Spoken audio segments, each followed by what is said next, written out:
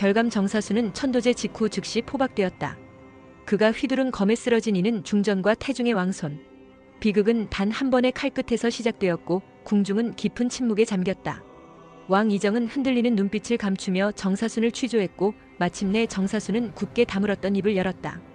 그의 입에서는 예판 안석주의 이름이 흘러나왔다. 예판 안석주는 경비석을 망가뜨리고 풍산과 내통하여 왕가를 위태롭게 한 주모자였다. 왕 이정은 그의 죄상을 확인하자마자 금군을 보내 예판을 체포하고 그를 이용해 풍산의 은신처를 유인해냈다. 예판이 미끼가 되어 풍산은 아무런 대비도 하지 못한 채 포박당했고 곧바로 궁으로 압송되었다. 포박되어 끌려온 풍산의 눈빛에는 광기와 비웃음이 함께 서려 있었다. 국문대전 앞 온 조정이 지켜보는 가운데 세 사람의 죄상이 낭독되었다. 예판은 끝내 입을 열지 않았으나 풍산은 마지막까지 조롱을 멈추지 않았다. 그는 세상을 향한 증오를 입에 담았고 왕가의 피가 반드시 썩어가리라는 저주를 내뱉었다. 이내 처형의 명이 떨어졌다. 정사순, 안석주, 풍산. 그들은 모두 차명에 처해졌고 반역죄에 해당하는 죄목으로 시신은 효수되어 도성 곳곳에 내걸렸다. 왕권을 뒤흔든 이들의 말로를 백성에게 똑똑히 알리기 위함이었다. 그들의 숨이 끊기는 순간 그것은 왕권을 위협한 자들의 비극적인 최후이자 100년 원한의 불씨를 잠시 덮는 듯한 묵직한 결말이었다. 그날 밤 팔척귀는 처형당한 풍산의 저주를 끝내 흡수하며 더 사악한 형상으로 변모했다. 피로 새겨진 마지막 저주의 울림이 저승으로 흩어지는 대신 팔척귀의 심연 깊숙이 스며들었던 것이다. 풍산이 남긴 한과 광기의 기운이 팔척귀에 남은 의식과 결합하며 이전보다 더욱 교활하고 강한 악령으로 재탄생하게 되었다. 그리고 그 분노는 곧장 새로운 숙주를 향해 흘러갔다. 왕 이정. 왕가의 핏줄이자 원한의 근원 그리고 원흉들을 단죄한 자. 팔척귀는 그 육신을 점령함으로써 마지막 복수를 완성하려 했다. 밤하늘이 검게 일그러지고 침전의 등불이 이유 없이 꺼져가던 그날 밤 왕 이정은 혼자 남은 채 깊은 고뇌에 빠져 있었다. 그 순간 짙은 그림자가 그의 등 뒤로 드리워졌고 차가운 한기가 그의 숨결을 얼게 했다. 그리고 팔척귀의 아기는 왕 이정의 육신을 서서히 감싸며 그의 맥박을 잠식하고 눈빛을 탁하게 물들였다. 외형은 여전히 왕이었지만 그 속엔 분명히 다른 존재가 자리 잡고 있었다.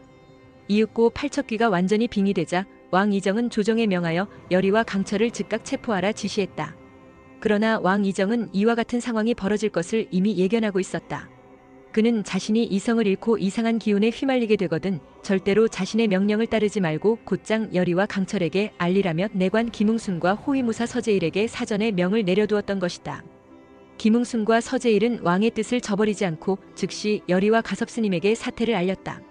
여리는 왕 이정의 팔척귀 빙의를 직감했고 최후의 저승곳을 준비했다. 가섭스님은 왕실 지하봉천당에 마련해둔 제단과 결계의 발동을 서둘렀다. 그들의 준비는 조용히 그러나 단호하게 예언된 마지막 싸움을 향해 나아가고 있었다. 한편 강철은 직감으로 이 모든 사태의 끝을 예감하고 있었다. 그는 더 이상 융갑의 육신에 머물 수 없음을 그리고 여리 곁을 지키기 위해 남은 선택이 단 하나뿐임을 알고 있었다. 품속의 야광주를 느끼며 그는 스스로의 목숨을 내어놓을 각오를 다졌다.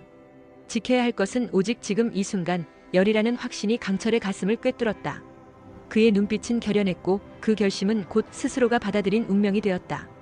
결계는 궁궐 깊은 곳 왕실의 지하봉천당에서 조용히 발동되었다. 여리와 가섭스님이 준비해둔 부적과 봉인주문이 번쩍이며 공간을 감쌌고 팔척귀의 기운이 왕 이정의 심연을 완전히 집어삼키기도 전에 그 사악한 흐름은 결계에 포착되었다. 땅 밑에서부터 솟아오른 푸른 불빛이 왕의 몸을 감싸며 이질적인 기운을 정화하기 시작했고 잠시 뒤 왕 이정의 온몸에서 검은 연기처럼 퍼지는 어둠이 흩날렸다. 그 속에서 팔척귀는 갈라진 그림자처럼 몸을 떼어내며 날카로운 비명을 내질렀고 보이지 않는 힘에 이끌려 저승곳 제단으로 강제로 이동당했다. 제단 앞 여리는 마침내 결전의 순간을 맞이했다. 저승곳의 제단 위로 바람도 숨을 죽인 듯 정적이 깃들었고 허공에는 음산한 떨림이 감돌았다. 팔척귀는 그을린 숲 같은 피부와 황천의 악취를 내뿜으며 천천히 그 모습을 드러냈다. 검은 안개처럼 번지는 그 기운의 대지조차 몸을 떨었고 하늘마저 어두워졌다. 여리는 가섭스님의 결계 안에 섰고 손끝에는 피가 배어나오는 듯한 부적을 쥔 채 한 글자 한 글자 저승의 언어로 주문을 의조렸다. 그 목소리는 나직했지만 단호했고 하늘과 땅 사이를 꿰뚫는 듯한 기운을 품고 있었다. 그 순간 융갑의 몸을 뚫고 나온 강철은 마침내 이무기의 본 모습을 드러냈다. 그의 육신은 빛으로 물들어 있었고 눈동자에는 100년의 기억과 열의에 대한 애틋한 감정이 아른거렸다. 강철의 등 뒤로는 푸른 기운이 뿜어져 나왔고 온 제단은 그의 존재감으로 진동했다. 하지만 팔척귀는 그마저도 압도할 기세였다. 비비의 야광주를 흡수하며 신의 반열에 올라선 팔척귀는 이무기 강철의 강력한 공격에도 전혀 밀리지 않고 맞섰다. 오히려 팔척귀는 치명적인 틈을 놓치지 않고 열의를 노렸다. 이무기와 악귀 사이에 번개처럼 오가는 충돌 속 팔척귀는 급살의 기운을 모아 열의에게 날렸다. 그 순간 이무기 강철은 열의를 향한 살기를 감지하고 몸을 날렸다.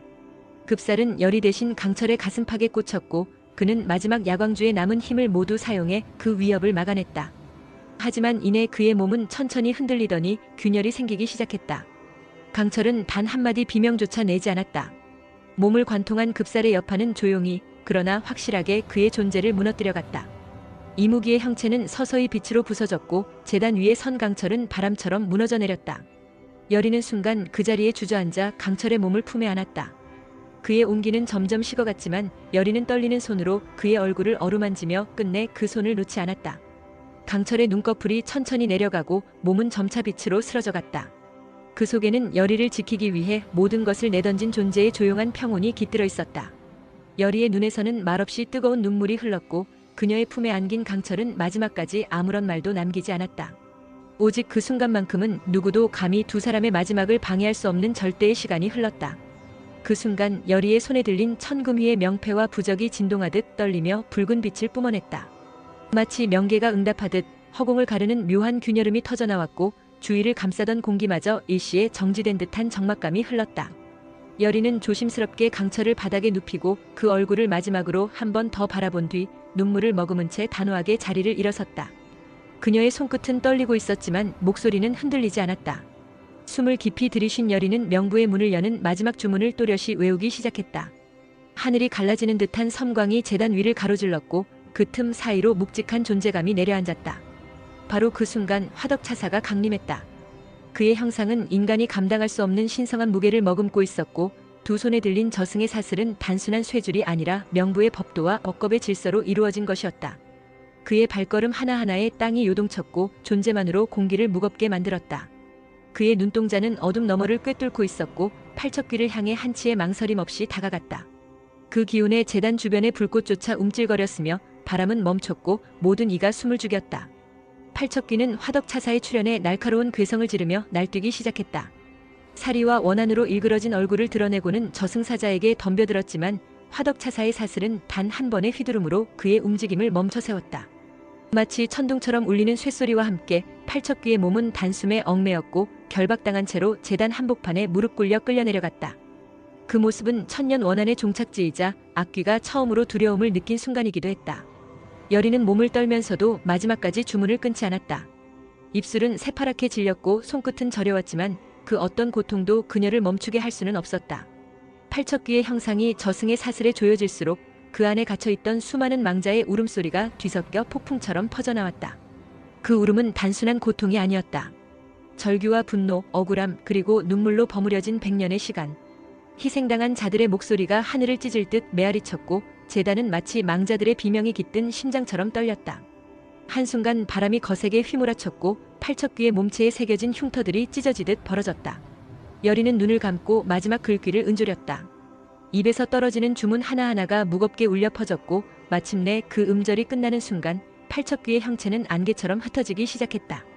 그 흩날림은 단순한 소멸이 아닌 억겁의 원한이 풀리고 마침내 이승을 떠나는 안식이었다. 모든 것이 끝난 후 열의는 무너진 강철의 곁에 무릎을 꿇고 앉았다. 아직 미처 따뜻함이 가시지 않은 그의 손을 꼭 쥐며 열의는 조용히 속삭였다. 그토록 함께 지키려 했던 삶, 그 끝에 함께하지 못할까 두려워했던 순간이었다. 그러나 그때 강철의 가슴께에서 아주 미세한 빛이 피어오르기 시작했다. 은은하게 출렁이는 푸른 기운이 그의 몸을 감쌌고 깨진 듯 보였던 이무기의 형체가 서서히 따뜻한 인간의 모습으로 다시 다듬어져 갔다. 열의는 놀라움과 기쁨 그리고 경외감이 뒤섞인 눈빛으로 그를 바라보았다. 강철의 눈꺼풀이 천천히 떨리며 떠졌고 그 안에는 더 이상 신의 형상도 이무기의 고통도 없었다. 오직 한 인간으로서의 기억과 감정, 따스한 생명만이 담겨 있었다.